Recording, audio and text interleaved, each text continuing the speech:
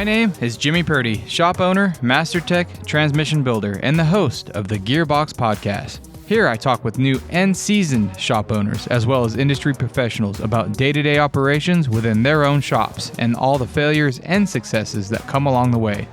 From what grinds your gears to having to shift gears in the automotive industry, this is the Gearbox Podcast. How many people have you had here so far? A lot. Really? Why are you jealous? Dude, well, I was your first, right? Was that your first? You were the first. Okay, yeah. Good. That's all that matters. I don't care. As long as I was the first, man. How many girls have been in this bed? Don't worry about it. Man. Hey. Don't worry about it. It's all good. You're here now, you know? You're here now. What is that? I smell. The desperation. You're just here for the drinks anyway, huh? I'm here for the drinks, man. That's all I'm here for. I had to entice you this time. You know. Oh, look at that, huh? Let's get it rolling. That looks dangerous. We're just going to do a little bit. I don't have any ice, so. It's fine, man. I'm not there yet. I figured we started out with a little old fashioned, you know? It's like, let me mix this up real quick. Give me on the rocks. Hold the ice, please. What do you think? We're going to do it neat. Was that too much? No, it's like, sounds. You don't have to finish it. That looks pretty neat. I'm going to finish it. Okay. Look at that. Oh. Even the sound of it. I was trying to get the sound.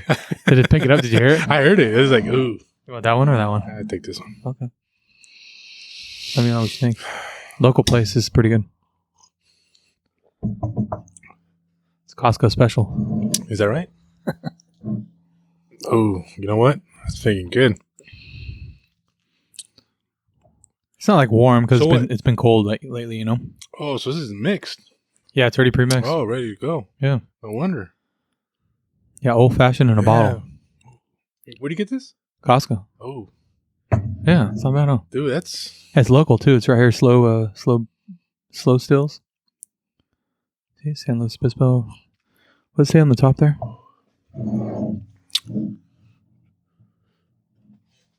Yeah, slow stills, San Luis stills. All right, man. What's this right there? Get you warmed up, huh? I'm warming up already, but it says right there it pours 12 cocktails. We have 2 down, 10 to go. So. It's gonna be interesting, huh? Rod and Hammers.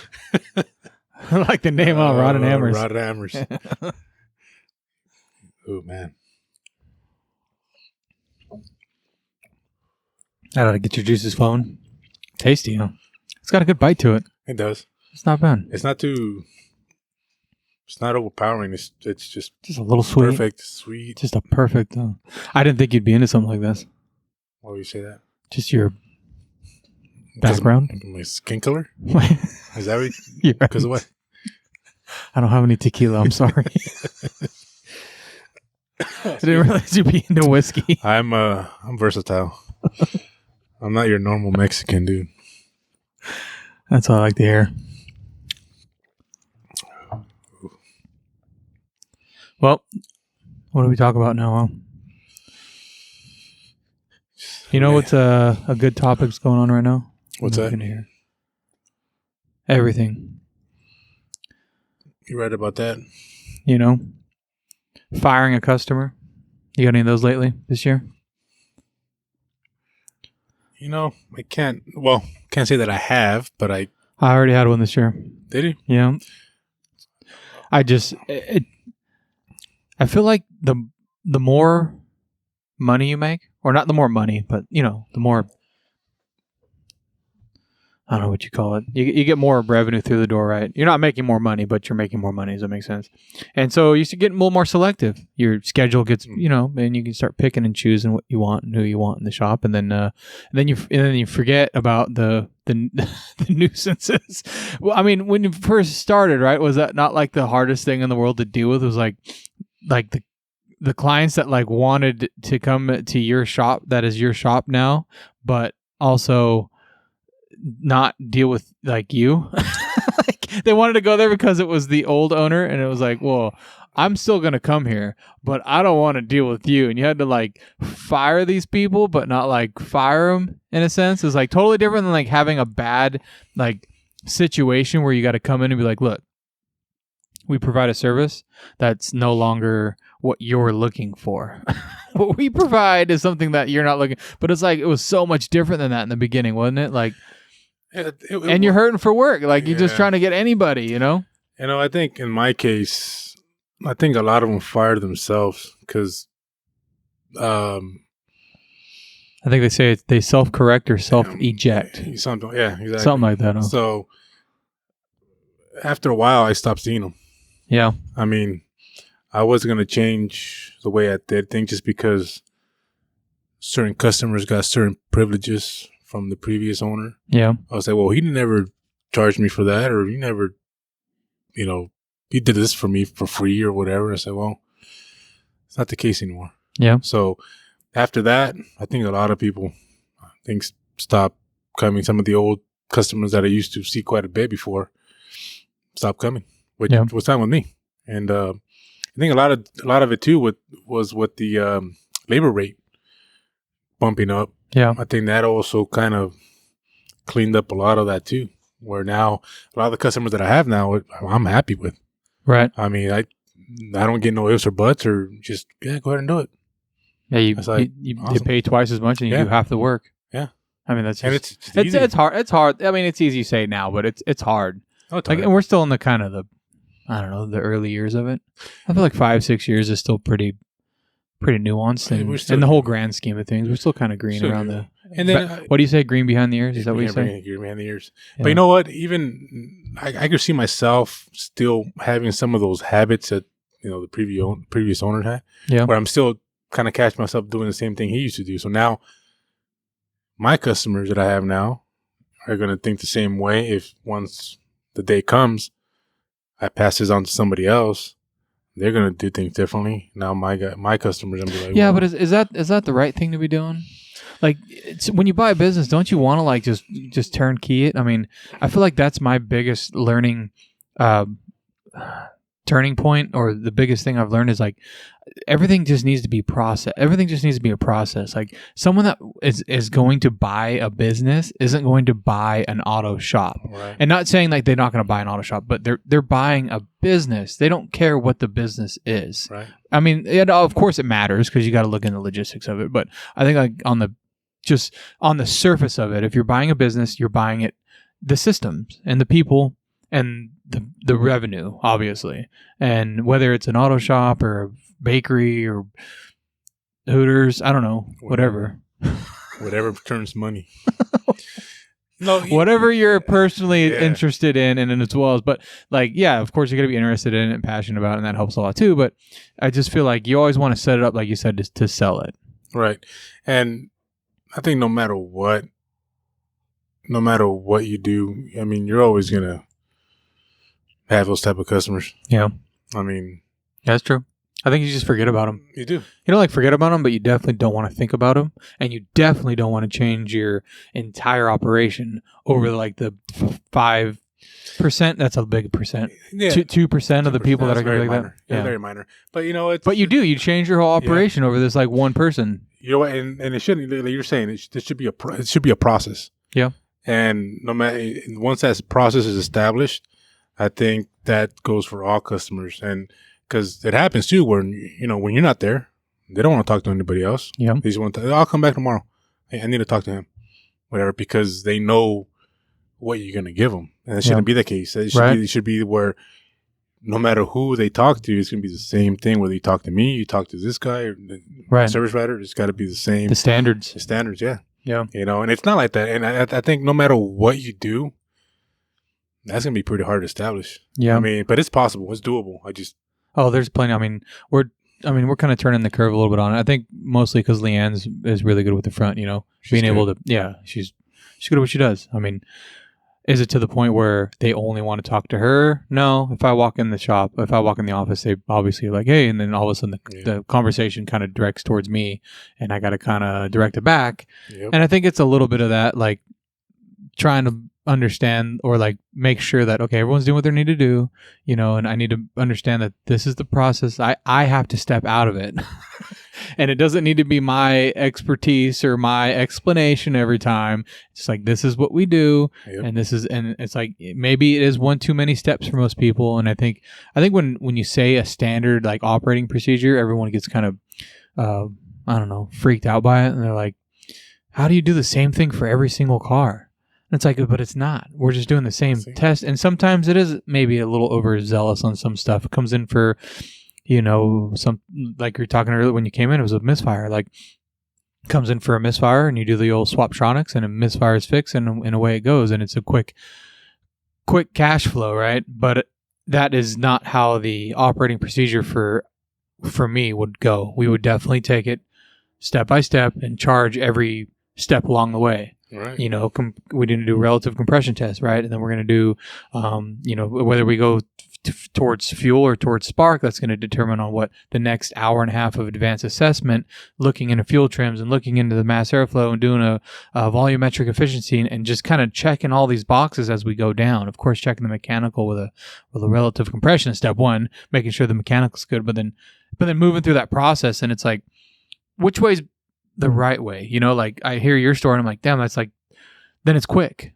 You know, and the customer's satisfied and the tech gets paid and everything goes good, but you do that to the next one, or this one kind of sounded like it turned into kind of a nightmare, but but if it didn't go as simple or whatever, and you have another one that's kind of complicated, it's like, oh, now we got to go 5 steps back in a sense to like check all those other things that should have been checked in that process to begin with.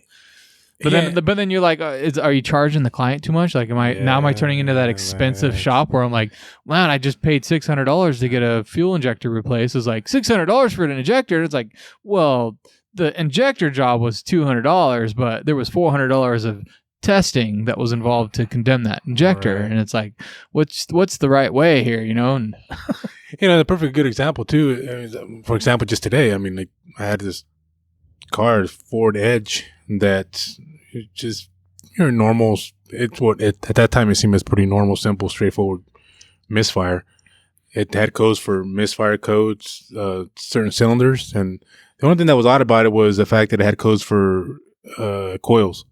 I was like, that kind of seems kind of odd, but you know, red flag right there, which I should have caught, but I just kind of you're just rolling. I just like, you know, it's simple, but based on what the customer I got from the information I got from the customer was that, you know, it's got 115,000 miles, tune-up hasn't been done, spark plug is like, what's the perfect good place to start? Is spark, whether it needs it or not, is time to get it done because we're going to be in that area to get it done. Right. So I said, all right, and impossible one or two coils. And then at the end, I decided, you know what? If the rest of them are going to fail down the road, just do them all. I don't want to mess with it later. This is a V6, by the way. It's got the plenum and all that. So anyways, so we did all that. And sure enough, misfire was still there. I was like, oh, crap. What do I do now? Yeah. So I was like, well, you know, go back to, you know, testing and checking things out. So at the end, it ended up being bad drivers in the computer.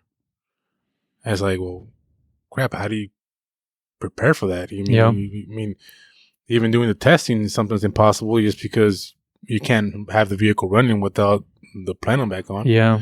Well, so, that's where the Pico scope's that's where it comes in. Exactly right. The right equipment, you know, that helps a little bit. The right equipment. But no, you got a point. You got a point in that. And was it the chicken or the egg? What failed first, you know? Exactly. I had a similar with a Toyota Corolla, a 2016. That's good stuff, huh? Oh, man. That's good. I can tell. It's tasty, huh? Man. Making me hungry. So similar, and so it was 2016 Corolla, same thing, misfire.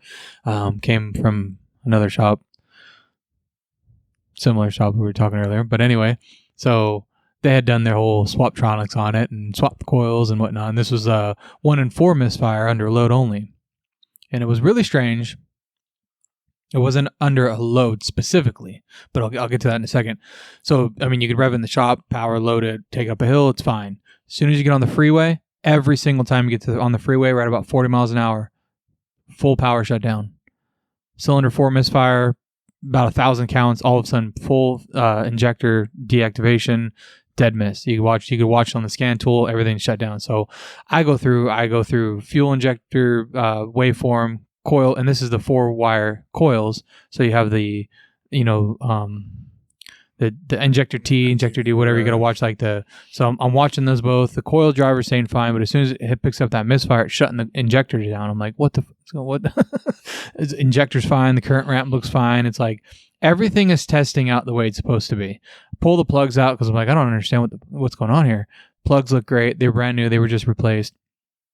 I'm not going to start swapping coils. I'm not going to do that. But I ended up doing it. Same thing. Misfire stayed on 4, and then it started happening on 1. We'd have cylinder 1 would do the same thing and shut the injector down on 1. Then it would bounce back to 4, and I was like, I don't understand. Like, this is driving me up a wall right now, and it was only when you're getting on the freeway. So to get to the end of it, it was a PCM. I ended up calling out the PCM. At the end of the day, there's only so much testing I can do. I couldn't catch anything on to do anything, and it shut down the injector so quickly that I could not catch what if there was a bad coil. But before I did the ECM, I said we need to do coils. We need all 4 brand new OEM coils, right? And that's like the next step for me. Is like, okay, I'm about to call out this ECM, and the only thing that kills an ECM could potentially be a coil. I know the injectors were good. There was not a high current, but the coils were on the high end. They were like 7.5 amps when they were running. So I was like, well, okay, we're gonna do all the injectors. Sure enough, the misfire came back. And then we did the ECM, and it was good. But what I found out on that one, being that it was a CVT, it shifts for you, right? Yeah. It makes a shift. Well, when it shifts, it defuels. So through the shifts, it's defueling itself to give you your shift feel. And it was right when you hit about 40 miles an hour getting on the freeway, it gave you that upshift feel, and then it would defuel, and then it would deactivate, and it would go into limp mode. It was such a weird one. I haven't seen one like that. Like, I don't think I've ever dealt with one like that before. I mean, I feel for the other shop. That was like one of the only ones I've ever got from that particular place. I was like, wow, you guys actually got a good one. It wasn't just out of gas this time. Good job, guys. You know what? They brought it to the right place. And it seems like you're the lucky guy to get all these wonderful vehicles, man. I'm going to put that one on the belt for sure. Like, you know what? Coming from that shop we're talking about, yeah, that's something that would have been there for months. Well, I think at the end of the day, I mean, that's if you're swapping parts, that's the next thing on the list. Yeah. You know what I mean? Like, maybe they would have put injectors in it, but then at that point, it's like you put an ECM in it. There's really nothing else. I mean, obviously not mechanical. Mechanical would. Yeah, no. I mean, the way it ran and everything was like but right. So, but I mean, I guess getting back to the thing, it was like that's. If it wasn't from a shop and you're dealing with a client one-on-one, that's a tough thing to work through, right? And then they get upset about it, and you're trying to, and you get someone that's like, I just want to fix the problem. I don't want all. Like, you know what? I mean, I was just like. And then how is like so you sold all 6 coils. We're in this thing. I don't know, $8,000-9,000 at this point, and now we're calling out an ECM, and like. If they don't go for the ECM, Now what? You know, but luckily, like I said, I was sweating it. Calling this customer up, I was sweating, telling them, sorry, we did all this, but sorry, your car's still the same. Yeah. But luckily, he understood. We explained everything to him and say, hey, communication. Yeah, and then it's a very common issue on these things that the coils take out the PCM, take out the drivers, and that's the number one thing that fails. And even from Ford, it says right there, replace all coils and spark plugs, then do the PCM. Right. Just like anything. So it's like, he understood. He was like, well, obviously, who's happy to spend more money? Yeah. Nobody is, but he understood. He's like, well, that wasn't the direction you were going with, but it ended up working out anyway. It's it's nice when you can make the call, hey, we're going to need an ECM and we need to replace all the coils. Yeah. But that would have been nice if I had I didn't bring my magic wand today, your crystal ball and everything too. Yeah. So it's like that's part of the grind when you're in the middle of it. You're just, ECM diagnostics is like replace everything else or check everything else. If there's no other faults, then replace the ECM. I mean, there's probably other ones that are a little easier to assess and to call out, but I think for the most part, it's like a bad ECM is like everything else is is good. You know, like that's the only way. There's no like, this is bad. No. Here, I'm going to show you what's bad, and then this is why we have to replace it. It's like, these are all the good parts, and so this has to be bad. You know, it's a no-brainer. I mean, it's, you know, you got everything there that's working now, that's supposed to be working. You got everything else tested. You don't even think about it twice. I mean, it's... See, but that's like, you got to have the right clients. You got to have the right clientele to help you with your own communication, with your own process, because you get that job and then it's with someone that you don't want to deal with, or someone that's not in tune with the way the repair process is going to go, and they think you're ripping them off. Yeah. Like, how's that next job for you going to go? You know, like you're going to be, you think you were nervous this time, like you're, no, you're going to spend so much time driving yourself in circles, checking stuff that you don't need to be checking because you just don't want to make that call because you don't want to make that call. and that's when you make the most mistakes, is when you're second guessing yourself. And I was like, man, is it really this? Or, oh man, I don't know. Yeah, and the other 15 cars in the back of your mind you're trying to think about as well. Exactly. You're like, you just got to make a call and move on. But if you're worried about this guy freaking out on you, coming in and screaming at your service advisor, screaming at everybody, like, and then if it's not you doing it and it's one of your techs doing it, then every single job your tech's doing, you're like looking over their shoulder. Hey, you sure you do? Hey, did you check this? Hey, did you check that? Well, what about this? And you're like going through their own repair process. Like, talk about a waste of time, like all because of the mentality of having to deal with somebody coming in that's like doesn't need to be in your shop in the first place. You know what? I think, I mean, this might go off subject a little bit, but you know, the other thing that I think I blame quite a bit for that, it's like the whole, you know, ratings and reviews. Yeah. That's a good one. Because now you live up to that hype of saying, okay, you got this, you know, all your reviews are pretty high, and everybody that comes in there tells you, I'm coming here because, you know, you got the best reviews and whatever and whatnot. And so now they put you on this pedestal. Yeah. And so now you're afraid of making a mistake. Yeah. So making a mistake is part of the process sometimes. Yeah, it is. Yeah. You know, you learn. You know, I gotta admit, you know, I've been out of the workforce for a while now, since I've been attending more of the front end now, which I'm becoming a little rusty. Yeah. You know, a lot of the stuff that it goes through the shop, I used to be able to catch right on for off the bat. I was like, now something comes at me and I was like, oh man, I don't know. You got to rely on the text. Now I got to rely on the text now. Yeah. So that changes your operating procedure, you know? Now I'm waiting for them to tell me, okay, this is what it needs. Before, I was just like, it comes in, I kind of listen to it or hear how it's running. That's going to be that. Yeah. You know, now I'm relying on them. It's like, well, is it really that? Or do I have to go check it myself? Well, if you like bottlenecks, you got to keep it that way, you know? Yeah. You got to diagnose every car by the seat of your pants. Like, I know. But the reviews is definitely one that's like constantly. I mean, I wouldn't say I'm over it. I mean, we're always, it's good. It's good for marketing. But I think, but personally, I'm not really offended or I care about it. But it's a good marketing tactic, and you got to have it. And so it's important. It's not important, but like you said, it's just like this weird thing where you can see other shops and you know how they run, you know how their processes are, and they got the same exact review, and it's like really, those are not the same. That's not the same. Yep. Those two are not. One is not like the other. You know, like what is taught what. So, can you pay people for reviews?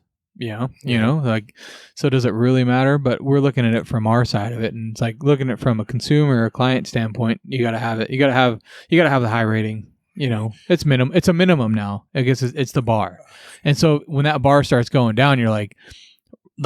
It's like a rookie mistake, you know, like that's like, it's such a low thing on the pedestal, but it's still important enough to like pay attention to that. When you get a bad one, you're like, oh my God, like I'm so past that. Like I'm so, you feel like you've already stepped over that plateau, and you're like, you're working on other things, you know, like, oh, now I got to take a step back and you know, like I made a mistake, you know, and I guess it's humbling. So it's not a bad thing, but no, I think I got to the point where I welcome all that negative and positive, because I know that, I hope so, that over time, you know, the positive will, you know, overshadow the negative. So as long as you're doing your job, as long as, you know, and as long as you're doing a good job, that's the idea. That also keeps you in line too. You know, you want to do a good job. Yeah. You want to do, you know, a thorough job on everything comes in. You know, treat it like it's your own vehicle. Yeah, pretty much. So that kind of keeps me on my toes too, making sure, that, everybody that comes through is happy when they leave. Yeah. But see, that's what the big job is for you now. Yeah. No, yeah. That's what I've learned, that, the mistakes of the vehicles and the diagnostic process is not what's important. No. What's important is keeping certain people out of the shop, firing certain people, and then, paying attention to little Susie that comes in and spends $25,000 a year and recommends 3 or 4 of her family members come and spend $20,000-$30,000 a year. Like, I need to spend more time with you. Yeah. Even though every time she comes in, she's like, I don't want to waste your time. And, here's my car and I'll get out of your way and just let me know. It's like, no. Come on. Like, let's talk a little bit. Like, you want a candy? I got some chocolate? Let's catch up. You want a drink? Hey, let's catch up. Hopefully Leanne doesn't take it the wrong way. But let's catch up. Oh, and then you get clients at Paso. I had this sweet little lady come in all the time. She just loved me. She loved me, and Leanne could tell too. She's like getting kind of flirty. She's like 90 something, just a sweetheart though. And I'd tell her how great she looked, and her lipstick looked really good today, and stuff like that. She loved it, and it's sad she passed away last year, but I see. I like those. I like those customers because I kind of see them as a grandma, like part of the family. Exactly. It's just like, hey, this is my grandma from work. Yeah, that's what I usually call. And I got a few of those too, and I just love talking to them and make them feel comfortable and warm when they go in. Not only you're gonna be taking their money, but you want to feel like they're going to be taken care of. I just want to be a decent human being and just be nice. Exactly. Yeah, at the very least. And then you get a few, like I said, a few of the bad ones that make you appreciate the good ones, and then you're like, I'm going to spend more time with you. And the ones that come in is like, I don't have time for you, man. Like you need to go because I have sweet little Gloria here that wants to talk to me. So, oh, you got the same Gloria? You know Gloria? No. Was it Gloria? Something like that. A little refill. Hold on a second. Yeah, top it off. Let's see. Get that thing to the brim this time, I'll be playing around with it. There it is. Oh, there it is. You gotta get that pop, huh? There we go. That's pretty good, huh? Yeah, I'm gonna call in sick tomorrow. Can you do that? No. No. We don't get that, huh? We don't have that luxury. Yeah, so I had one this year come in and I haven't had it in a long time, and Leanne's really good about fronting off those people. Like she can handle her own, right? I had to step in because it was getting not out of control to the point where like people were yelling. It was just he was starting to become unreasonable. He was becoming an unreasonable person. And so let's start at the beginning of this thing. Comes in Colorado like a 16 or 17. Tons of maintenance work and needs on it. Doesn't want to do a lot of the maintenance work. Concerned about an oil leak. I'd have to look back. I don't remember what the guys found, but I think the brakes were under a minimum, so the brakes were needed to be done.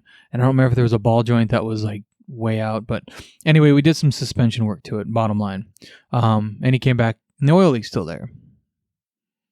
Okay, but we know we talked to you about this. Of course. They don't listen to that. They don't listen to anything. They don't listen to the damn thing. It's like no. Okay, so we did the suspension work, okay, and now it has an oil leak, but we had the oil leak. Remember the conversation we had? Remember the email? Remember the digital vehicle inspection we sent you with pictures of where it's leaking from? And all? No, none of that mattered. So, leaking oil, he's upset. We're not a big price discounters when you get a problem like that, but this guy was kind of a problem child, so valve cover gaskets were leaking, or so we thought, but we get it in to do valve cover gaskets on it and deeply discount this thing. It was like, I think $150 or $200 off the ticket. Oh, wow. Yeah. It was generous. It was very generous of Leanne to head that off, and that's where the problem. She did that. It was she. I had no idea. She didn't even tell me about it. Yeah. So that I guess that goes to like the people that are running everything. You got to just let them handle the thing, And she's not like that though. She's not like that. No. Oh wow. Okay. No, I would. I mean, I might have done. I don't know. This guy was kind of a pain to begin with. Like we definitely should have just like passed on the whole situation to begin with, but. Hey, don't you love that? You do a job, and at the very end, he's like, "Man, I should have just said no." I should have. It was tough because he was kind of bipolar a little bit.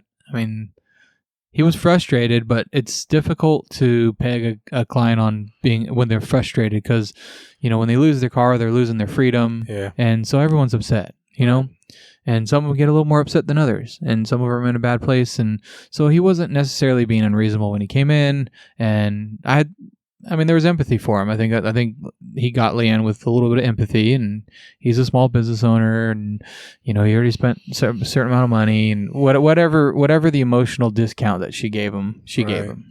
And I don't blame her. Like, just help the guy out. It was a valve cover gasket job. Whatever. That didn't fix the leak, so that was a big problem.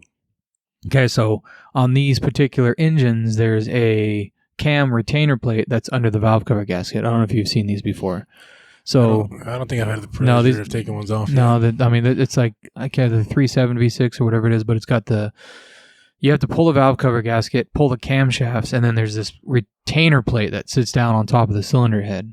What? Yeah, and it's sealed with RTV. So it's like the Toyotas with that timing cover that had that big problem with the timing covers leaking. Yeah. So they didn't use the right RTV, or they didn't put enough on, or whatever the hell the problem is. But it's right above the exhaust manifold. So as it's leaking, it leaks down on the exhaust, and it smokes, and it stinks, and whatnot. And it doesn't really make a lot of visible trails because it just leaks right down on the exhaust manifold. So I don't know. It was tough. We talked about this with the guys, after the fact, and we did a lot of conversating about it, to say the least. Because at the time, I'm definitely frustrated that we missed the diag. But really looking back on it, and at the time I'm talking to this guy, when I get in the conversation in a minute about what we talked about, I had to, hey, we did exactly what we were supposed to do, right? And I still stand behind that, because if you have a leak and it's in that area, and you're not, maybe it's a lack of knowing better, but also it's like, if you have a leak in that general area, you start from the top down, right? That's just, do you call it, because the job was like 18 hours to do that cam plate. You got to pull the camshafts off. Oh my god. Yeah, it was like 18 to 20 something hours. It was like, it was something like $3,000 job to reseal these cam. And of course we didn't look into that before, because ignorance. We didn't know there's a cam retainer plate there. There was no need to look any farther. Well, no. He does his checks with the mirror, because of course there's no freaking room. But he pulled the wheel fender off. He got in there with a mirror, and he looked and saw the oil coming from the top, and it's like, the valve cover gaskets must be leaking. It's like, that makes sense. Let's do that. Why? Like, does it need to go any further than that? Now we know. But if you add that into your process, every time there's a damn oil leak, you're gonna be spending 2.5 hours to tell someone where the oil's coming from. It's like, I don't know about that. Right. And so that's basically what I told him. So we deeply discounted this valve cover gasket job. He comes back, he's upset. Naturally. By the time I get to him, he's already, gone through a half hour with Leanne. So he's not worked up, but he's definitely like grasping for straws. Let's put it that way. He's definitely reaching for whatever. So he wants the interior cleaned. He wants the interior of his car detailed, because the oil is burning and it's sticking to his headliner and his seats, and his car now smells like oil. Like, okay, I'm just going to roll past that and pretend like I didn't hear you say that. What? Right? Yeah, like, I'm just going to go ahead and we're just going to keep conversating and act like that didn't come out of your mouth, because I'm trying not to be upset right now, and that would upset me. That would be a trigger word, I think they call it. But so we'll roll right past that. Like, okay, what is it going to take for you to go away? That was how the conversation looked. I was like, look, I don't need to be here. We do a good job here. Okay. We have processes in place. Leanne handles this. I need to be out doing other things. I don't need to be in here discussing this with you. And this is after about 10 minutes of us going back and forth about what I just explained. Hey, the most important thing, we started with the valve cover gaskets. We're going to work our way from our top down. If you don't agree with our processes, then we're not the shop for you, right? Like, that's just how we work. That is the most logical thing, the most common sense thing for us to do, right? Like, and that was our beginning of our conversation, is me just explaining the diagnosis process on an oil leak.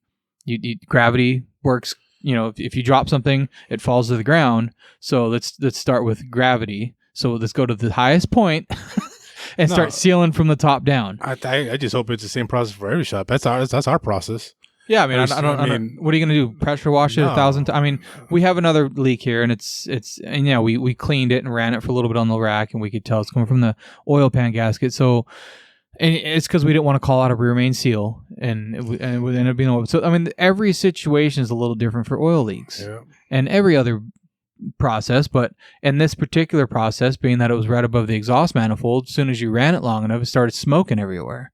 So, like, what are you gonna, like, I don't know. I just think this situation, that was the right thing to do for the tech. I don't see another way of handling that other than the way he did. I think he handled it correctly. I mean, the way I look at it sometimes too is like, how would it have been the same outcome if you would have handled it?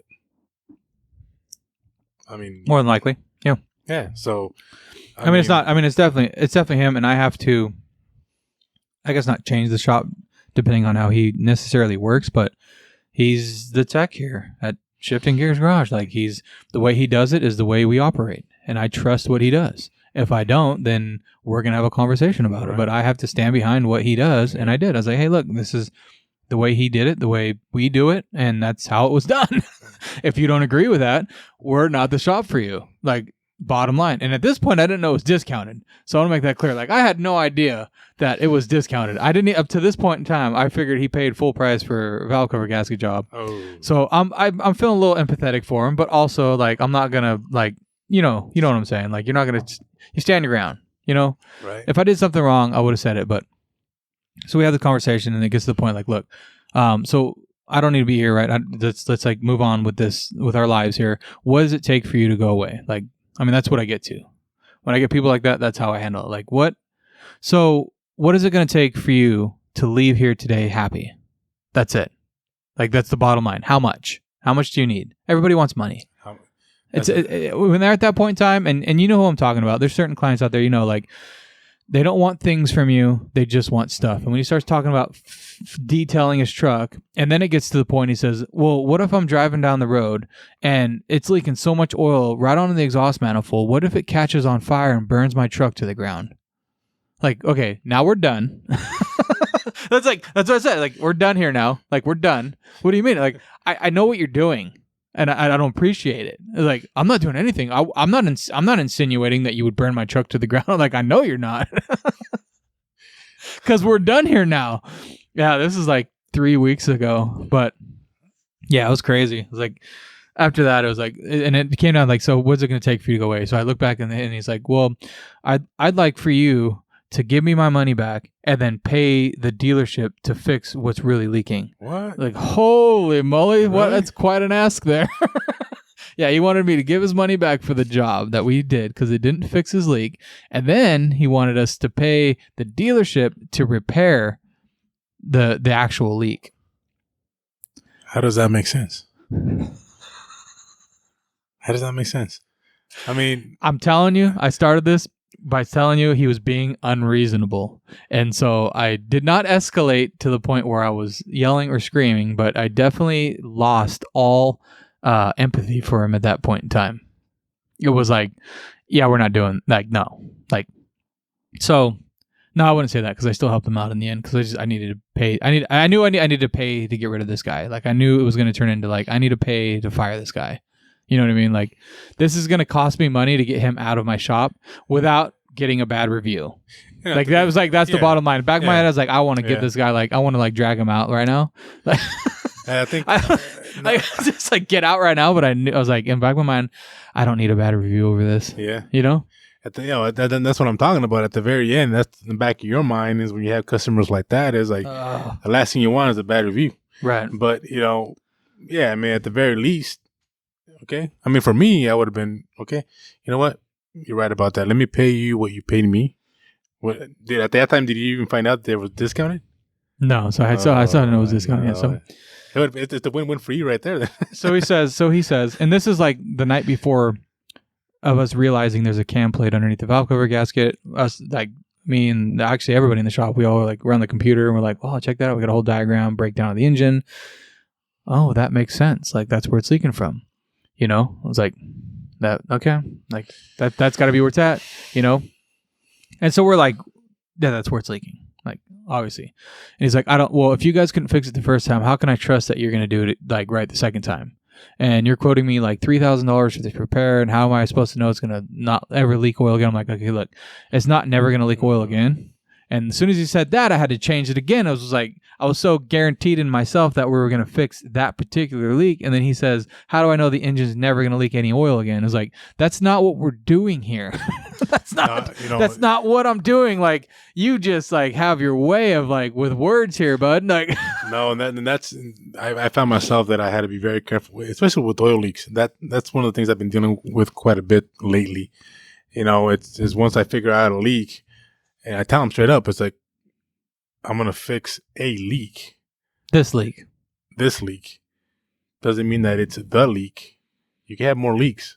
And I dealt with that on a actually, now you're talking about that, it was on a Jimmy. Can you believe that? Me and Jimmy's having leaks? I do leak. I know. So it was, I forget what year it was, 2001 Jimmy, that, man, the whole engine was soaked with oil. I was like, holy crap, where am I going to find this leak at? I mean, everything from top to bottom. Yeah. That's the first thing I told him, too. I said, listen, everything in the top is soaked with oil. So I got to start off with the valve covers and the intake. And that will ensure that at least the top end is going to be sealed. So who knows what's at the bottom? And you have the oil cooler lines at the bottom. You have the oil filter adapter, you have the oil pan, you got the cam seal, you got the crank seal, you got the on and on, the timing cover. So I was like, since everything's running down, I was like, we got to start off with the valve cover and the intake. Yeah. And then we'll go from there. Yeah. So we did that, cleaned things up, took it out for 2 days, took it out for a couple of drives and that. Now it's leaking worse. Well, luckily for me. No, that's the thing with the oil leak is like you start cleaning it up and you get all the dirt off of it, and the dirt was like a gasket an external gasket. Yeah, with exactly. It was like a JB Wells of dirt. Yeah. But we took it out for 2 days. We had it, drove it, no leaks. Okay, cool. Before it will actually leave a good puddle on the ground. I was like, it's a pretty obvious leak, and I said, okay, cool. We did that, and no leaks for 2 days. He picked it up, took it. The next day he called, there was a puddle on the ground. I was like, wonderful. Go ahead and bring him back. Let me recheck our work and make sure there's nothing leaking at the top. So we did. Everything in the top, clean, dry. I said, cool. Look at the bottom, and sure enough, one of the cooler lines was rubbed against the front differential, and that's where it was leaking. I said, well, I just paid this much to fix the leaks. Correct. You paid this much to seal the top end, which we did. As you can see, no leaks. But and there's no way that oil cooler line was spraying oil up on top. Yeah, so it's like, it's like you having a leak. Like I mentioned to you at the beginning, I said we need to start from the top, work our way down. I said I drove this thing for 2 days, no leaks. It's just a big coincidence, you know. And then so I said, well, now we got to do this cooler line, get that fixed. But as you can see, everything underneath is just coated with oil and dirt, and it's like you're gonna have other leaks, I guarantee you. But all you could do is one thing at a time. Yeah. So at that time, he decided not to want to fix it because he already spent so much money on the top end that I was like, okay, well, sorry. Yeah, I think that's the hardest thing too. Is like there's a lot of like the whole retainer thing. Have you heard that? With the assessment process, there's a diagnostic process, pulling like a retainer. So if something comes in and from another shop is going to be a good example, or very obvious that someone else has had their fingers in it, or just can communication faults, just any sort of like like the ones, right? You get the misfire ones for the most part, not so much, but. No, you could even put misfires under this category. But anyway, the point is like instead of doing your normal hourly, you just say, hey, look, we did our initial assessment. We don't see the plugs look good. The coils look like they've been replaced, whatever, it's a misfire. We're going to need like a $500 retainer from you. And that's basically like, look, like I'm not going to spend all that money, but I need to know, like as I'm working through this process, that I have this budget that I can play with, deal with have to keep moving forward. And like the oil leak would be a good one, like, hey, look, this thing's a mess. I need $1,000 retainer, because he's upset. He's running, I paid all this money to get my oil leaks fixed. And everywhere he goes, he's leaving oil and people are like, hey, your car's still leaking. Didn't you have it at the shop? Oh, I did. And they charged me $600, $700 and they didn't fix it. That's how the story's going. Doesn't matter what he said to you, that's what he's saying. And it's frustrating because it's like, you're not even there to say your side of the story. It's like, oh, I paid all this money. Yep. And they couldn't even figure it out. Like, oh my God. So it's like you start that thing with, hey, look, I need $1,000 retainer from you, right? Like, I need to know you're willing to spend $1,000 to fix these oil leaks. Can I guarantee that it's going to be fixed in that time? I can give you a pretty good possibility it's going to. It's not a guarantee. And we're going to bring it up to that amount, and then we're going to see where we're at and reassess our situation. But, that way you're not dealing with like $400 or $500, and then you're like, oh, this oil cooler line that's $80 is leaking too, but he doesn't want to do that. Because he's already spent $400 or $500, so you can kind of look at a vehicle and say, hey, it could be like you said, oil cooler lines, oil pan gasket, could be intake manifold gasket, and you look and estimate it out like, hey, that's $1,500 worth of work. Hey, I need a $1,500 retainer. What? It's going to be $1,500? No. I'm saying that I'm going to take it up to as close as I can to, or not as close as I can, but it could be up to $1,500 to ensure all the leaks are taken care of. Could be $500. Could be $1,200, could be $1,500, right? Like, such a good idea. I never thought about that way. Yeah, I liked it. I mean, it works for oil leaks. It works for diagnostics. It's definitely. Attorneys have been using it for years. They give you a $20,000 retainer. Hey, take this case. I need a $20,000 retainer. They know how much research. I don't know what they do. I don't even want to talk about attorneys. They're good people. They're good people. They're good people. They're good people. They're people like you and I. They're people like you and I. They're normal. They're human beings. They're human beings. So they know what it's going to take to get into a case or whatever, and they know like, hey, this is probably going to be $20,000 or $30,000 to do this. But yeah, it makes sense, and that way, that way you're not like so stressed, like working through this process of like, No, because it is nice. Because I'm just thinking about it right now. I was like, man, all these jobs that I've had, if only I had. Like saying this retainer, like a budget. I was like, it would have been. But you ask anybody what their budget is, and they're like, a couple hundred, $50. Like what? Yeah. Come on, man. Let's get real here. I'm not trying to rip you off. Like I just need to know, like, where are we at? Like, what is it like? No, yeah, exactly. What makes you uncomfortable? Like, because at the end of the day, if you're thinking it's going to be $200-$300 and we're looking at replacing your transmission, we're not going to start this conversation. Like, you know what I mean? Like, right. let's just end our relationship right now, or this conversation right now. Like, you're here at a transmission specialty shop. More than likely, you're going to be spending $3,000 or $4,000 to replace or rebuild what you got. So if you're thinking you're getting out of here for $200-$300, let's not waste anybody's time or money, right? Like let's just cut the ties. And that's kind of the conversation how we started. And that's when I heard it, I was like, that makes so much sense. Like we just say it differently. We just communicate. Look, we're going to try these tests. It may or may not help the situation. We may have a bad cylinder. We may have an internal wiring harness issue. We may have a TCM, whatever. End of the day, we can't roll that money into the repair of the transmission. So do you want to cut to the chase and just replace and just pull the trans out and rebuild it? All that stuff's going to get replaced when we do that. You want to just do that, or do you want to try to spend some money to further, assess the situation? And some people don't mind gambling. Whatever. Gamblers. I love those gamblers, man. Sometimes they come in, it's very obvious this thing needs to come out. Yeah. Like, there's nothing else I can do but pull it out and rebuild it or replace it. But sometimes it's like, hey, you know what? There's certain, qualifying standards that I see in this vehicle that would warrant us going a little bit further to seeing if there's other things we can check, Yeah. There's some transmissions that have weird issues that happen that you fix them by pulling the valve body, But then also the conversation's like, well, I can't warranty this. Like I can fix your third gear problem, your second gear problem, your sixth gear problem, or whatever the issue is. But if you go to put it in reverse one day and it don't go backwards, that's not covered. So do you want to spend $700-$800 to fix the valve body with no warranty on the rest of it with 200,000 miles, or you just want to replace the thing and move on with your life? Yeah. And be covered for the next 3 years is like so. But this was like, there's a lot of words behind all that. So just cutting to the chase and saying, hey, we need a $3,000 retainer. What? It's going to cover the testing to see if there's anything we can repair. If not, then we're going to move forward with the replacement, you know? It's like, damn, buy me a drink first. Yeah, I did. $3,000. Oh, that's cheap too. That's, no, I'm sorry. I'm still 10 years ago too. $6,000. $6,000. Yeah. I would say 5,000, 6,000. They just keep going up. But anyway, so this guy,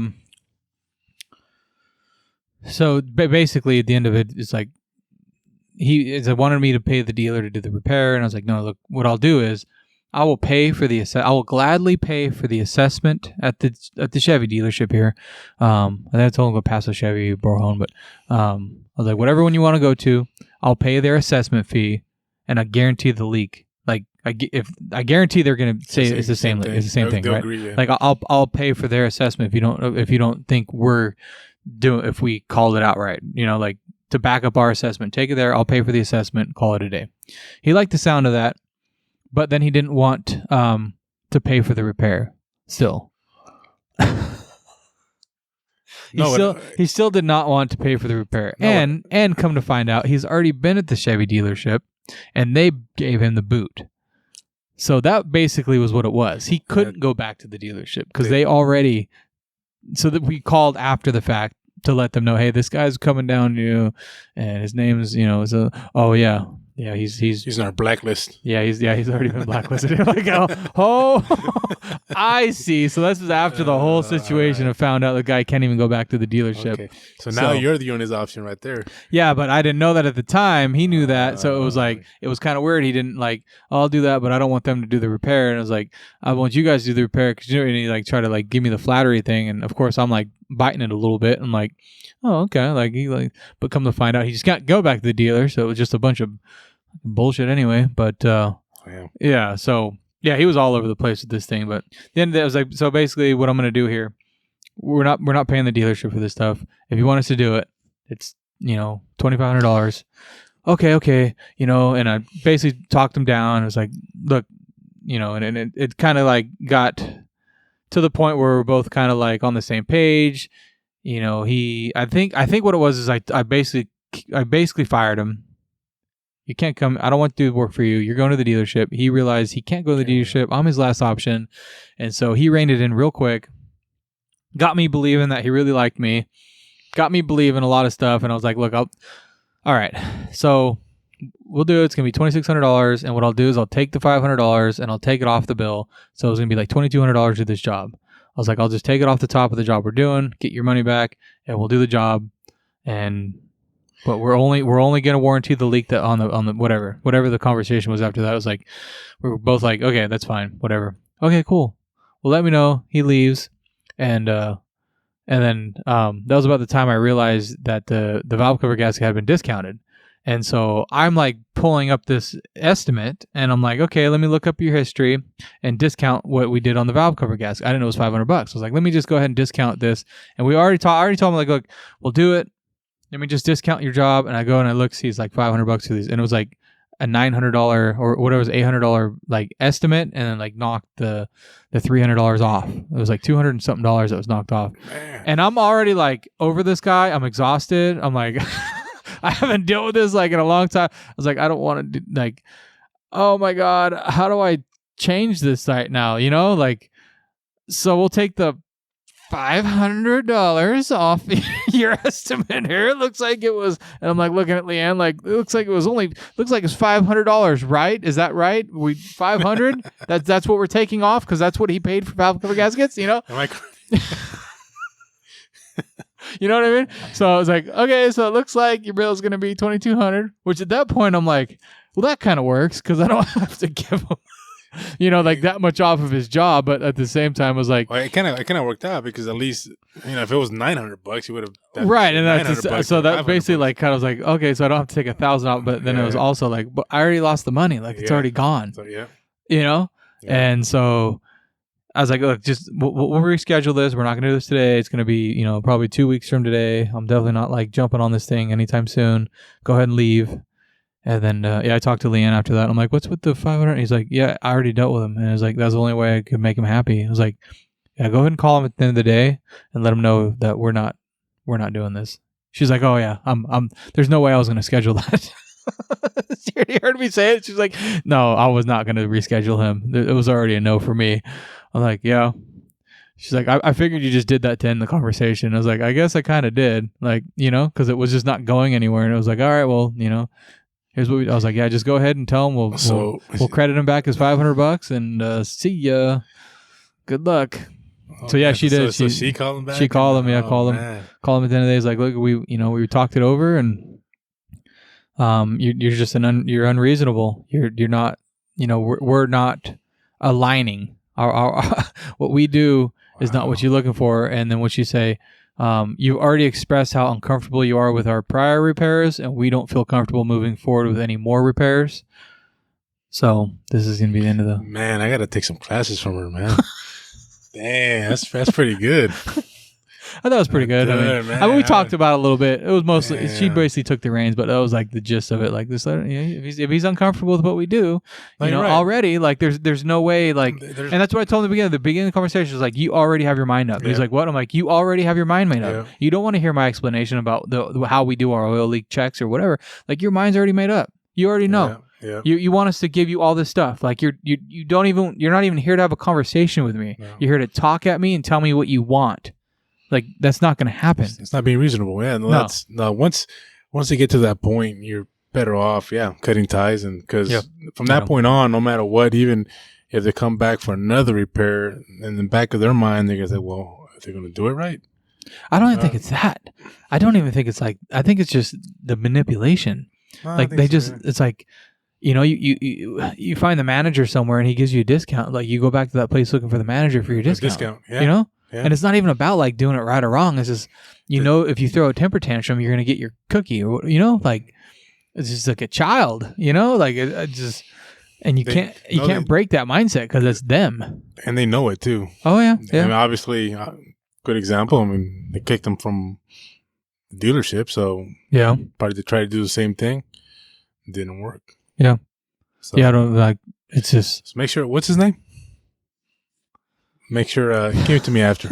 Make sure he comes in here. Like, I doubt he'll ever hear me, but just you never know who he knows. You never know. Like, but make sure. Well, what color is the truck? You know what I've always thought about doing in like the auto shops is like having a legit blacklist.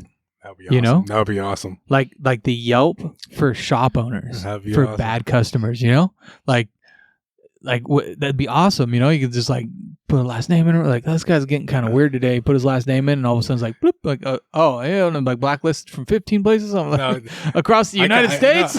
I kind of do that on the street. It's like as soon as I get his customer map, whatever, I usually put him on blast right there and start texting everybody in the street. Look out for this car. It's like an Amber Alert. I don't get a text. Oh, you're way out here, man. You won't get that. You don't everything everybody in the street. See, if you would have been in the street still, in their block. There's perks to Paso Street on. Damn it! So I just like, hey, I lost all my benefits. So watch out for this brown Ford Taurus going your way. Well, I think that's like a smog thing, though. That is. That's for you. That's for you guys in your small cars, and you guys get all freaked out. Like, if you just do your job right, they're gonna leave you alone. It's like, watch out for this guy. It's like when the county rolls around the hazmat, and everyone's like, "Oh, that's the county's in town." It's like, okay, well, I mean, everything's clean, so you see everybody closing the doors right away. Yeah, it's like we're closed. No, we just had that not too long ago. Man, word spread down the street like fire. It's like, hey, they're on the street. Watch out. I was like, oh man, so I just had to run back to the shop and make sure everything's on to par. And so you just roll down the front bay door and it's a picture of everything perfect. It's like oh, it looks legit. I'll go to the next one. Yeah, that looks like nice. Closed for the day. Yep. Closed for repairs. It's like gone for lunch. Don't know when they'll come back.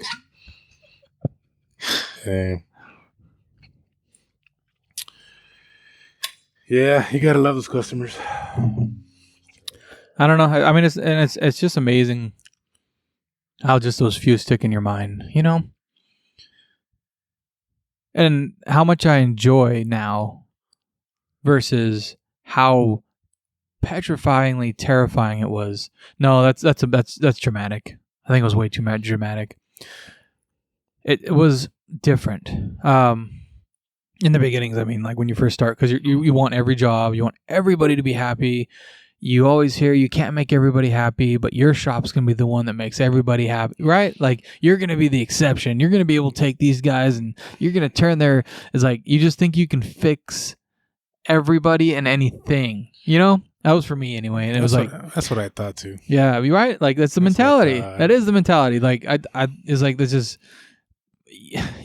It's funny. It's funny, everyone thinks like that, but you're like, I'm the only one that's thinking like this. I'm the one that's gonna fix the whole world right now. He's like, you think you're gonna be the hero and take care of everybody, and so when you got to fire that very first one, or even like 10 down the line of like in that first year, it's like you're just trying so much that's like you're being unreasonable. Yeah. Like I definitely look back at some situations like, holy crap, I was being unreasonable. Like it's like breaking up with a girlfriend like in high school or something. And you're like, well, all my CDs are in their car, so I can't let them leave me. I'm going to have to burn all those CDs again. Right? Like you're just like so worried about the most unreasonable things. Yeah. It's like, this guy just needs to move on with his life, but it's like, you won't let him. It's like, you got to let him fly. Let them fly. You gotta, it's like crazy. It's like, and so now, and because I mean, the guys, the techs I had at the time, like everything, like I didn't trust anybody to do anything right, and so anything bad happen, I'm like immediately, customer's always right, because you hear that just pounded in your brain, like customer's always right, and then so of course, like, well, everyone else is doing here is wrong. And so now I'm just like, my back's turned on my own shop and I'm trying to like appease this client that's like unreasonable. And it's like, and there's no way I'm going to do that. And I just keep getting myself more and more worked up trying to help this helpless situation. You know what I mean? Like, and so now when I'm like dealing with that, it's like, we've done everything right. And I can just like lean into this guy a little bit, like, no, I'm going to straighten you out right now. No, after a while, you get to know you guys, and you know the work ethic that they have. Yeah. So there's no doubt about, somebody comes in and complains is, I know they did everything the way they should have done. Yeah. So let's get this checked out. And sure enough, it ends up being something different, something else. I mean, there's always checks and balances. So you always got to be humbled, and you always got to first look inward. Yeah. Is there something I did? Is there something in my checks and balances I need to change? Is there something that we've been missing? And this is just the first client to bring it to our attention. So of course you're going through your little checklist in your mind. But once all that's checked, once you got your checklist done and you're like, oh no, this is you, not me. That's when the big old smile comes out. Yeah, exactly. Let's talk. You're not even like upset about it anymore. I used to get all shaky and upset and like, oh my God, how am I gonna handle this? And and I'm so sorry, sir. And I'll never do that again. And and now it's like, you know what? No, like you said, I'm just smiling the whole time. Like no, that's not gonna happen. Like no, I just when you guys did something right. That just builds up your confidence, knowing you can send up to the customer and tell them, no, we know we did everything right. We checked everything. Everything we did is correct. Yeah. Good. Builds a good culture too. Yeah. It's good when the guys hear you. Yeah. And that kind of, and that, when you back them up. Yeah. Oh yeah. I was like, today I had to do that a few times today. I mean, because, some customers scuffle about some certain stuff. And I was like, no, he did everything he should have done. Yeah. Correct.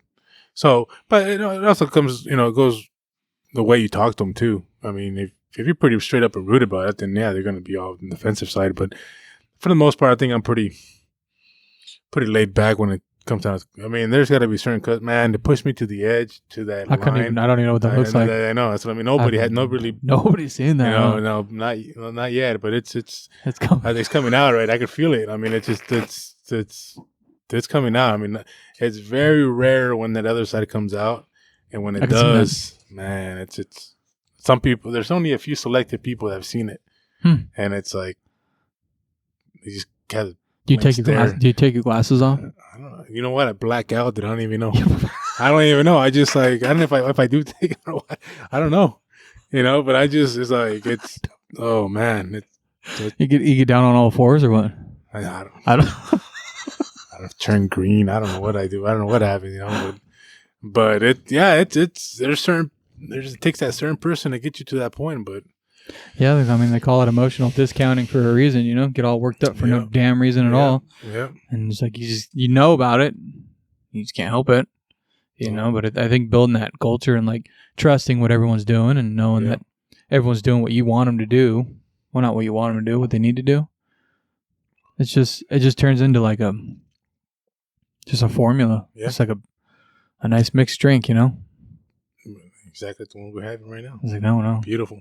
It's like whenever all the ingredients just come together, and the whiskey's still there. I feel like the whiskey's like the owner. Like the whiskey's like the leader, Like it's right there. It's got your stamp on it. But then you get these little notes of like, you get the little bit of orange in there. The orange in there. Maybe that's the service writer, It's like, so that's the first bit. It slowly fades away, and then you get back into like the smoothness of the rye in the whiskey. So the rye of the whiskey is kind of like the text, right? Like they're like a part of the leader, but they're different because it's like, I'm loving it. Am I getting I'm getting way too deep in this thing? I'm loving it right loving there. Was it the bourbon, the smoothness of the bourbon or the rye? Just depends on what shop you go to. Maybe you want that little rough edge on there. Maybe you want a little more smooth. You got options. That's what I tell people. You want a strong and rough. Come on over. Come on. And then you got the bitters in there. The bitters. What are the bitters? What part of that would be the bitters? I guess that's the price. Yeah, it would be the price. Yeah, the price is going to put a bitter. It's a bitter taste in your mouth no matter what. No matter what. Yeah, it's a little bitter. No matter what. Yeah. But it works with the drink. But after you mix it in with everything, the good service and all that, you know what? Yeah. It's like, you know what? It's a little bitter, but I like it. But I like it. It was. I got good service. I liked the way they work. I liked the way the whole atmosphere was there. I liked everything. It's like, you know what? I go back. Yeah. For seconds. I could have another one of those. Yeah. That wasn't that bad. Exactly. Ooh, I'm feeling a little broken. I'm gonna have myself an old fashioned. Exactly. What do you do when you're having a bad day? Come on over. Yeah. When car breaks. It's like a little recipe, a little cocktail recipe. Man, it's a good analogy. Good analogy to put it. Yeah. Couldn't have been better. Yeah. Damn. I don't know where to put the text in the drink though. Because I think like the bourbon and the rye is like not. It's like that's like part of the leadership. I think the text got to be the ice. It just cools things down. Cools it down. Makes things smooth. Okay. But that's the text. You can't. Yeah, but you can have an old fashioned without ice on it. You can, but like right now, I mean, it's not bad. Could I have maybe 1 cube of ice in there? Maybe. Yeah, see, but you need the text. The text of the backbone. So I feel like I got to change my analogy a little bit. Maybe the text of the whiskey and the leader's the ice. Maybe I looked at it all wrong. Yeah, I looked at it all wrong, man. I did. I screwed it all up. Because the leader doesn't have to be there. Right. As long as but it makes it run smoother. Damn. We got it. I got it, man. I'm sorry. I definitely put myself on a pedestal, man. Damn. I wanted to be the whiskey so bad in the drink, but it's not me. The text of the whiskey. Sometimes being humble, being in the back.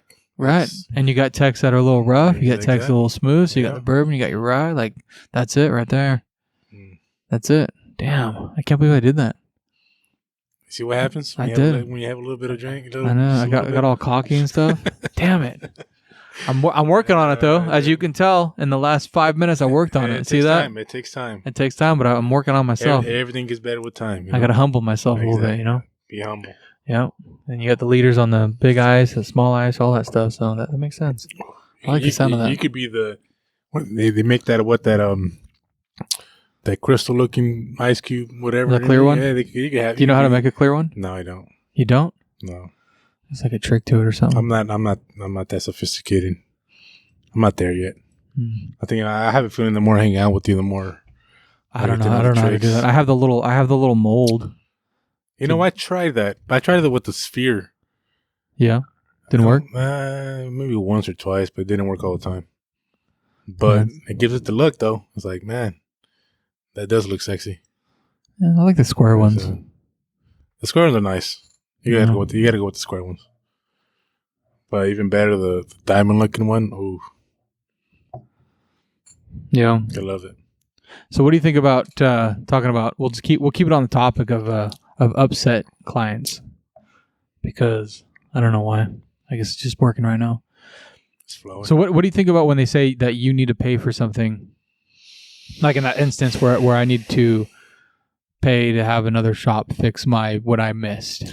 That right there, I mean, unless they, like in your situation, you didn't pay for the repair. Oh, they didn't pay for the repair, the whole repair. It's not like they paid. Let's say the valve covers were leaking. We're actually leaking. They did it, and they went to another shop and they fixed it again. Yeah. Then my question would be, well, how come you didn't come back to me to correct it? But if somebody else paid for it, if he already paid somewhere else for it, then I guess I got to give you money back, or that's what I would do. Okay, I mean, you should have. Yeah, but why are you giving their money back? I mean, again, I guess for me it would be just to be done with the situation. I mean, for me, of course. Well, there's got to be a better way to handle that situation, though. You know, like how do you retain that? Because most of the time they're not bad clients at that point. They're just misinformed. They're uneducated. They feel like you did a disservice, and they're just moving on. They're doing exactly what you're doing. You're giving your money back to them to get rid of the situation, and that's what they did. They went to you. It didn't fix it. They went somewhere else to get it fixed, just to get the situation dealt with, and then now they feel like they should get their money back. And it's hard to say. I understand that, but you know what I'm saying. No, like, the mindset's there. Yeah, but I think it all depends. I got to look at the customer, who the customer is, what kind of relationship we've had for over the years. If it was a pretty good customer that been coming in, they spend good money here, then you know what? I think I would bend over backwards for them, try to make things right, smooth things out. Right. But if it's somebody that I only seen twice a year, spend a couple $100, whatever, so you know what? It's not worth it. So I'd rather just, you know what? Pay them back their money. Don't come back again. And just, I think for me, it's just a lot easier, better. Just here you go away. It's tough because it's like everybody's important in a sense, and I get it. There's some of them that need to be sent on their way, but some of them, like you said, they're just not educated enough in the process.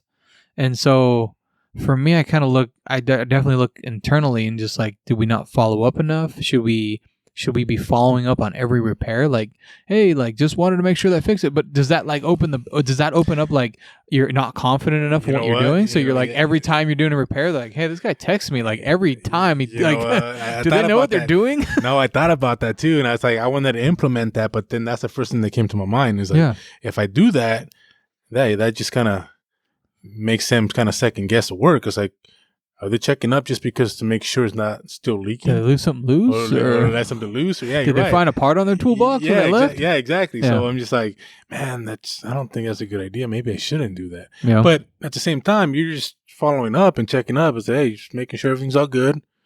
Just like you would do for a friend, you know, just, hey, making sure you're still doing it good. I haven't heard you. I guess it depends on the conversation, how you start it. I guess so. You got to have like a good like line that you're sending them, like, hey, you know, but yeah. I don't know how to not make that sound like a generic follow-up, you know, like, because it can't be generic. It's got to be like, hey, you know, just want to make sure that water pump's still, you know, holding up and no other coolant leaks or, I don't know. Like, I mean, for our transmission work, we do a 500-mile checkup. Like, it's standard. Have them come back and go put 500 on it, come back. I'm going to get underneath it. I'm going to check for codes. I'm going to drive it. All complimentary. Like, we're just going to do a follow-up 500 miles. Same with differential rebuilds, transfer case rebuilds, basically all that stuff. And I started thinking about, do we do that for every repair? Oh, we need Tavio. You're falling behind. You're lapping me a little bit Dude, here. I'm already, Hold on a second. Come on, man.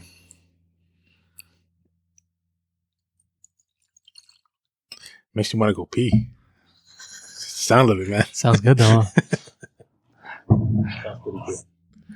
Should have got a little bucket of ice.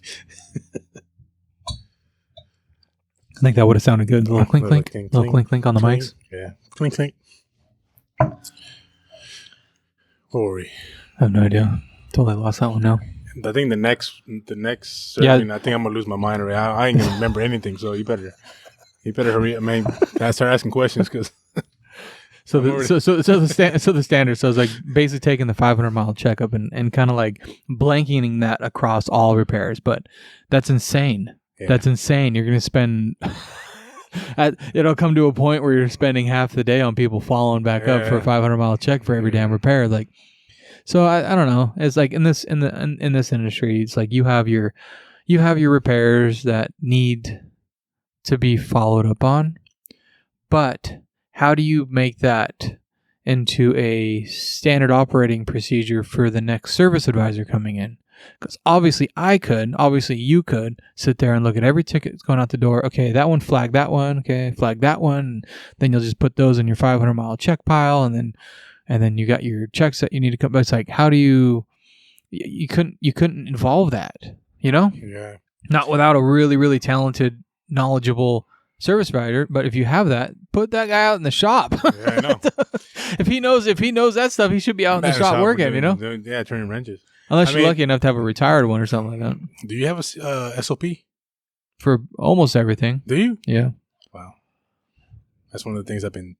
I mean, it's for everything. You just got to start with one process at a time. And we start with our initial intake. So when we pull a vehicle in, they call, hey, I got this engine light. Hey, I got this noise. And it's like, that doesn't matter. I mean, it matters. So we make a note of it. But it's like, hey, look, this is what we do. We're going to spend an hour with the vehicle. It's a charged hour. It's our $150 an hour assessment. That's where we start. We're going to do a digital vehicle inspection. We're going to encapsulate the issue you're having, but we're going to obviously catch that anyway because we're going to check windows, check lights, check tires, brakes, belts, leaks. We're checking everything. We're putting the car on the lift. We're doing the full thing, driving it. So typically, if they come in for a problem, it's going to be written down anyway. So codes, we got an engine light on. Well, we're going to pull codes. We're going to see what the code is in that hour.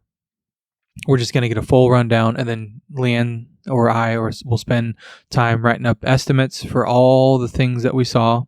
And then here, this is what you just paid for. Sometimes, say, O2 sensor code, it's the wires hanging on the exhaust and it's melted. More than likely, it needs an O2 sensor. The wire is melted. It needs to be replaced regardless. So our advanced assessment now is going to be replace this oxygen sensor and then retest, see if the code comes back. Yeah. There's no need to go any further. So sometimes we can catch a lot of problems in that time frame. Sometimes you get a suspension noise. You put it up in the air, and the wheel bearing is way out of spec, right? Or whatever. You can find a lot of stuff in that assessment, and we have a really good assessment that we put together where we constantly, fine-tuning it and looking at different stuff. And so we can catch a lot of things in that hour. And that's what we tell them. Hey, look, this is our system. This is our operating procedure. This is what we do. We don't pull it in. We're not going to check codes. We're not going to do it. Like, this is what we do. We're going to look at everything, and then we start there. Now we know the car. We've built a relationship. We didn't find anything with the engine light obvious, so we needed another hour and a half, 2 hours to look into the assessment of the engine light specifically. And that way, I mean, I started doing that really because of all the transmission issues I was having come in, and it doesn't move. It needs a trans. The fluid's full. It's burnt. It's fried. Pull the pan. It's full of metal. We need a trans. Put it in. We got brake noise. We got differential noise. We got a leaky water pump. We got all these problems. They just spent $4,000 or $5,000 in transmission in this vehicle, and now it needs another $1,500 maintenance work. Yeah. Hey, if you'd have told me that before, I wanted to put a trans in. Like, See, that's a scary part. So that's the operation I put in place. Yeah. And it was specifically for that situation, but it's worked so well for so many other reasons. And I feel like it's just kind of a hybrid or just a different way of other shops that do it, because they'll do like the free inspection, but then they'll charge for a service, and then they'll add the inspection, but they just add extra time, or however creative way you want to go about it. For me, it started with, well, I'm a specialty shop, so I'm going to charge you an hour to assess this transmission. I can assess the transmission in under 10 minutes if it goes. If you put it in gear and it doesn't move, and right? Like most of the time, you can like it needs a trans. Like it's easy. There's no but I'm not going to charge 10 minutes for that. I'm going to charge an hour. It's like, well, what else can I do in that hour? Let's do a full inspection, right? And let's just do that with everything, you know? And it was a good revenue generator. It's like, let's just, every car that comes in, it's a price tag. We should be doing these in 30 to 45 minutes. It's gravy work for the techs. It's a good revenue generator, and it's a good starting point. And we can catch a lot of problems in that time. Yeah, it's just like oil changes, you know? Yeah. I wasn't a big believer of that. I thought it was just a waste of money. I was like, well, you get an oil change in for, well, back then it was like $50 or so. Now it's the way things are going now. 140. Yeah, whatever. Yeah, so I was like, there's not really no money in it. But if you have a guy that does a pretty good inspection, man, you'll find revenue generator. Yeah. And that's what we found. And it's been working out for us. I mean, it's my problem with that is that it forces a sale. It's a hard sale, not for me, because I suck at selling. So I don't capitalize on a lot of that. But I don't want to hire a service advisor that's trying to hard sell. So that was also a deterrent for me. And then also, I just don't like oil changes. And it's I never did either, but you know what? I mean, you don't have to be pushy. That's a lot of people. A lot of people. It's a bit of a gamble, though. It is. A lot of people have mentioned to me, commented to me, you know what? I like it because you don't push me. You're not pushy. You're not a salesman. You let me know what's wrong. You give me. I feel like that's being a salesman. No, you're just like a different type. No, yeah, maybe look, you're all nice. Maybe that's what it is. I'm just subtle. Rip your shirt a little bit, and you're like, oh, I was gonna buy a new shirt, but no. But you know, I was trying to put food on the table for my kids, and like you're still selling the job right now. Have you seen the price of eggs? My kids didn't eat breakfast this morning, so you know, whatever you want to do with here, there's these things that you need, and you don't have to do it, but just so you know, I'm not eating tonight. And so I'm just like with the sign there, like. That's still a hard sell, just so you know. Any help helps, The typical pushy salesman is not a pushy salesman. But they appreciate that. They appreciate that, They don't, they're not being pushed and they're cornered in to try to get something repaired. And it's like, I'm straight up. And I think that's one of the things that worked for me is that I'm straight up and honest with them about it. Yeah. So you don't have to do it now. I mean, you still have maybe next oil change. You're going to need the brakes done. So they keep that in mind. So when they come in, it's like, hey, last time you told me you need brakes. That's tough, man, because they're not going to be back at a shop for 6 months. And I mean, that's tough, man. Like if you're calling it out now, you got to call it out now. Like you're here now. Let's do it now. You know what? You don't want to be back in a and you know what? Most of the time, they're probably going to be on the other side of the grade, and they're going to have someone in San Luis do it, and you just missed out on that. And then, and then you lost your gamble. No, you're right. It's a gamble. You're right about that. But you're like me. Like you don't want. Like you're just trying to help. I'm just trying to help. Yeah. But you know what? You know what? It's a gamble. I'm a gamble. It's like, you know what? I was straight up with her. I'm honest. Maybe she'll take that into consideration. And you know what? And that's the first thing they're going to remember back then when they start hearing their brake squeak or whatever. Those guys were treating me good. They were honest about it. I'm gonna go back to them, and most of the time I do. But a lot of the customers that I get are just regular customers, so they come in no matter what. So if you're expecting or you're needing that brake job to come in for sure, then problems. I mean, I got other work that I could get done. Yeah. I don't. If they don't come in. Oh well, who cares? All right. But I know they will. So. And if it's doable, then I'll say, I can do it right now if you want me to. We get it done. But it all depends on the circumstance. But for the most part, I gotta say that I do generate quite a bit of work out of those inspections. Yeah, I mean, if it's keeping you busy, that's important. But for me, it's like I always looked at like a gamble, and I'm not much of a gambling man. And I just like the guaranteed stuff, and for me, the guarantee was you pay me, we're gonna look at it, I'll tell you what's wrong. Then you can leave and we're good. Like you've paid me for my service and we're good. And we can reschedule you or whatever, but I'm not like doing this $80 oil change with the hopes of it turning into a larger sale, which it will. I mean, the numbers don't lie. It works. It's an average. I mean, yes, it's pretty much a guaranteed thing, right? To do the free inspection with the oil change or whatever. Just for me starting out, when I started the whole thing, I couldn't wrap my mind around it. And I need to be paid right now. I need revenue right now. I don't want to like gamble. I don't want to risk it. I don't want to do this cheap discounted oil change with the risk of it turning into like an engine replacement or whatever, because that can happen. So it's like, I don't know. I just wanted to mitigate all the risk. I wanted to just get paid. Here's what everything you need, and I would do, hey, come back and I'll knock that $100 off the repair. I definitely did that. And that just helped. Like that way you have some incentive to come back for one, yeah. but I have the the money for now. If you want to go somewhere else. Yeah, no, I get that because I mean, it's you never know. You never know. They may not come back. I see. I mean, I totally see now that you wouldn't be able to make it in Vegas. Make it in Vegas? Yeah. Man. Why? You don't like to gamble. I don't like to gamble. You don't like to gamble. I don't know. You like the for sure things. I like the for sure things for sure. Yeah, for sure. I mean, I like to mitigate my risk. I don't know. The slot. I thought I had the slot machines figured out for a minute there, but I come to find out I did not. No, yeah. I said for the longest time, I never thought oil changes were money makers. I didn't care much because that also brought in some of the riffraff, I guess you could say. Talking about clients, yeah.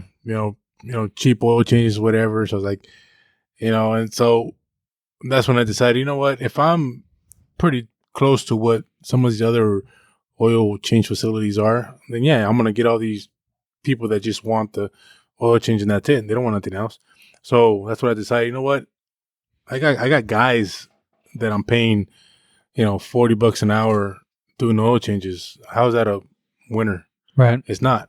So, if I make my oil changes a little more than these other oil change facilities, then at least those that know the quality that you're going to be getting from getting ASC certified techs doing the oil changes, they'll know and they appreciate that. They're still going to bring it in no matter what. Yeah, you're not coupon clipping. Yeah, and you're not getting this high school kid learning how to do oil changes on your car, doing the work. Right.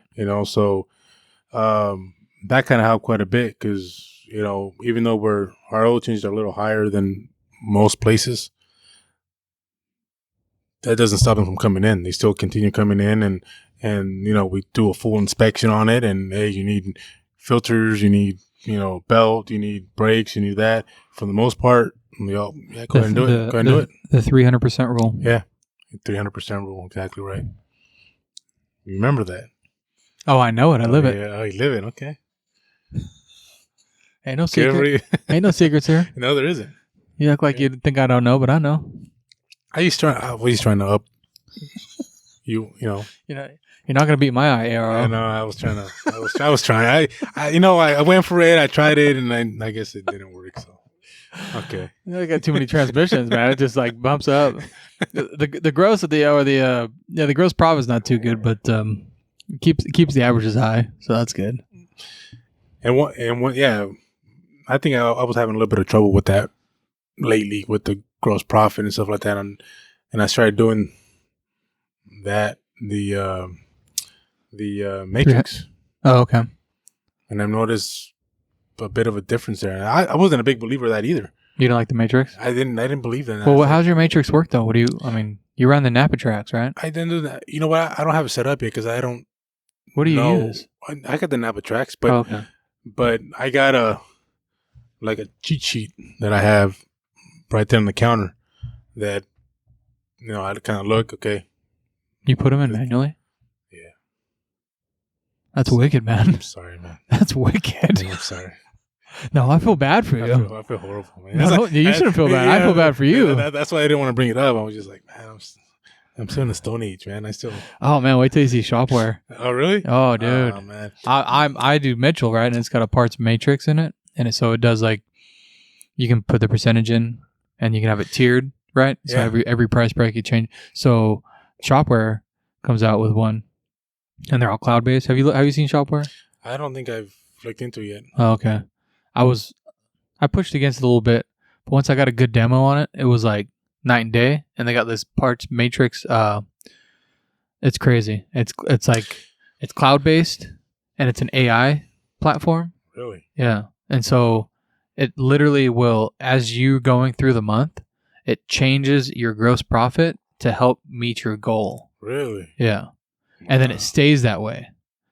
So it's like you start losing your ass on spark plugs because it's tough. Spark plugs, stuff like that. You sell 6 or 8 of them, you know, and you drop that price on it or whatever because you don't want to sell a $30 spark plug. Right. But so then it'll like find some of your other spots that it can bump another $20 or $30 on, you know, whatever, and then it'll, you know, it does its magic. Oh, wow. It's magic. I don't know how it works. It's wizardry. As long as it works. Well, I know Napa tracks. And you're over there writing it with a freaking number 2 pencil over there. This is a freaking AI. I don't even know how it works. Like a wizard, and the computer is just like, oh, here you go. You're at 65%. Like, I don't know how that happened, but it did. I mean, I'm not there yet. I'm not using it, but I just did the demo. I'm like, oh, that's a game changer, man. I know Napa Tracks does it. It has the capability of doing the matrix, but I just haven't looked into it and how to set it up. Okay. And I've been wanting to do that just to try it out and also stop them having to do it manually because every How part do you- how do you know what your GP is at the end of the month? Well, Napa Tracks does keep track of all that, but You know what your percentage on your parts is though? yeah, Oh, okay. no. So I input. Oh, you input it. And I told you. Yeah, Okay. no, I input. So it. then the next month you just add like another 0. So or whatever? on every job ticket, I mean, obviously when I order stuff from Napa, it automatically downloads onto the repair order and all that. Right. And Okay. and I look at the GP and everything, and I said, okay, and pretty much it's set up at 50%. Okay. So I look at what the cost of the part is, and on my cheat sheet that I had there on the desk, kind of looked there and said, okay, it was supposed to be bumped up this much. Let me see if it's within range, and you know, it's within a few dollars difference. So I just bump it up to whatever it's calculated not to be, and I change it. No wonder why you're so busy all the time. That's why I don't have time for anything. I barely had time to come here. So anyways, that's why I was like, man, would it be nice if there was a matrix that you could set up on the computer and does it all for yourself? Yeah. That would be nice, you know. Yeah. I gotta look into that. It's like beyond that now. Yeah. So There's AI technology that does it for you. You're like, hey, Mr. Computer, I'd like to run a 65% parts margin. Okay. And that's it. yeah, that's nice. And that's it. Like, you don't literally have to, you just look at it at the end of the month like, oh, I got it. Good job, computer. Good job, small wizard. I gotta look into that. But at the end of the month or whatever, or week, you can look it up and see what your margin is at, and see if you're falling within where you need to fall. Yeah. So I kind of implemented that kind of the middle of last month, and I noticed that it made a difference because prior to that, my parts GP was horrible. It was like maybe high 28, Ouch. maybe 34 or something like that. Oh, damn, I was at 40 and I felt bad. You know, but I gotta say somewhere in the no, it had to be somewhere in the 30s, 35, 36. I gotta say that. But then after I did this change to the matrix, it bumped up to, I mean, almost 40, some 47. I was like, all right, cool. I'm within range now. Yeah. So it's cool. And then well, that's different now, but my GP on labor too also changed, which went up too. It was like everything seems to start coming together, and all that was perfect. Yeah. So I said, all right, well now as of this month, I'm still using that. So I want to see how I do in this full month and see if it does change things for me. If it does, then perfect. I mean, I'm gonna probably try to learn how to implement or set that up on the computer for Napa Tracks, and that way it can automatically do it. Yeah, that makes sense. Instead of me having to think about it. So you're just doing checks and balances. Yeah. Okay. Just kind of playing around with it. See. Yeah, it's good. It's good to know. But I don't have a AI that does it for me, Okay. wizard or whatever like you have.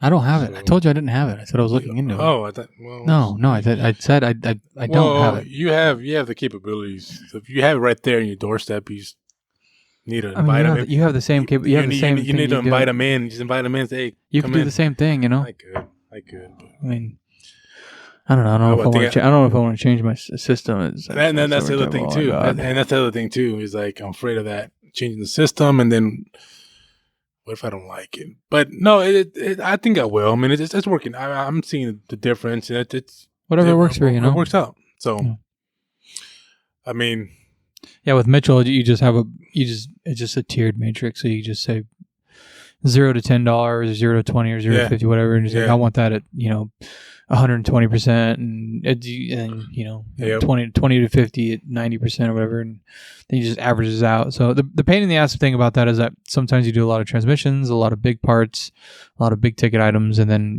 the GP drops, right? And then I got to look back and be like, okay, do I need to adjust something, or is it just all these big ticket parts?